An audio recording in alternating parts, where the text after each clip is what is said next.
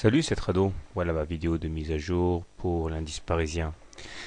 Encore des atermoiements aujourd'hui et encore une fois l'indice parisien n'arrive pas à trouver de direction puisqu'il est constamment perturbé dans son avancée ou dans son recul par le haut de la fourchette bleue, là d'Andrews, la M7, etc.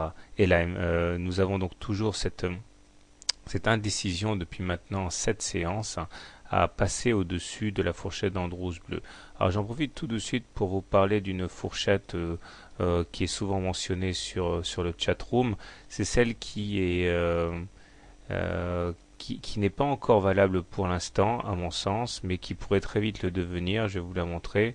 C'est celle-ci. Donc on va la mettre en mauve. Voilà, là, comme ça et comme ça.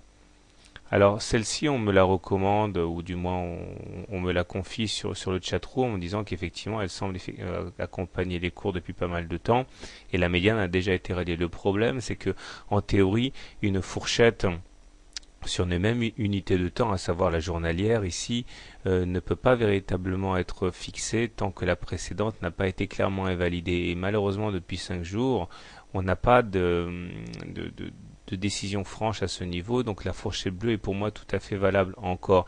Donc j'hésite à mettre en place la fourchette mauve tant que la fourchette bleue demeure, du moins pour l'instant, valable. Donc pour l'instant, je n'en tiens pas compte, même s'il a déjà fait ses preuves, hein.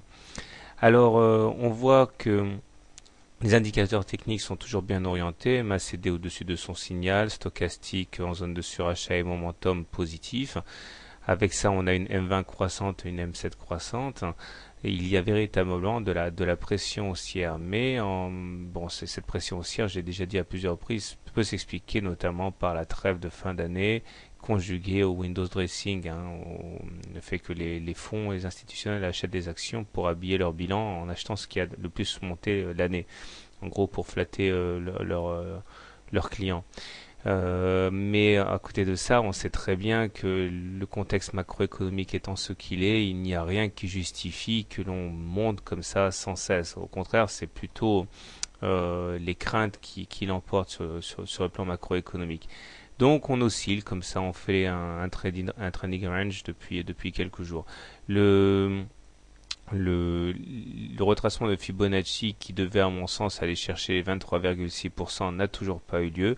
Au contraire, hein, on a même assisté à une percée au-delà du plus haut du 13 décembre, ce qui suffit donc à invalider le niveau de retracement actuel. Mais impossible de tenir les positions, en clôture puisque bien au contraire, nous terminons bien au-dessus des plus hauts du 13 décembre. Alors pour ceux qui croient toujours à un retracement important, on n'a plus qu'à retracer des fibos à partir des plus hauts du jour, là, en espérant aller chercher les 23,6%, c'est-à-dire les 3840.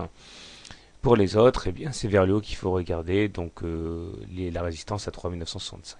Alors comment trader justement? Alors ceux qui sont haussiers sur le CAC peuvent espérer rentrer maintenant, puisqu'on voit qu'on a préservé la M7 en clôture, donc l'idée serait d'acheter en espérant que la M7 tienne, stop loss en cas de clôture sous la M7, objectif le précédent top du 9 novembre, vers 3960. Les plus prudents achèteront après le repli de 23,6% de Fibonacci ou alors sur les 38% qui correspond également à la M20.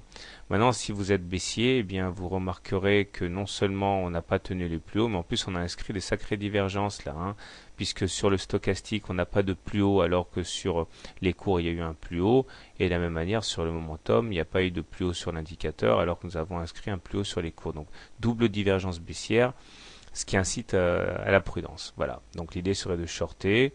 Objectif retracement sur la M20, stop loss en cas de dépassement des plus hauts du jour. Personnellement, et je n'ai pas changé mon fusil d'épaule, étant donné que nous sommes au-dessus du M20 croissante, on est toujours haussier, mais personnellement, je n'achèterai pas tant qu'on n'aura pas retracé un petit peu, parce que sinon on risque de retracer au plus mauvais moment et ça risque de faire très mal. Bonne soirée, bon trade, à demain.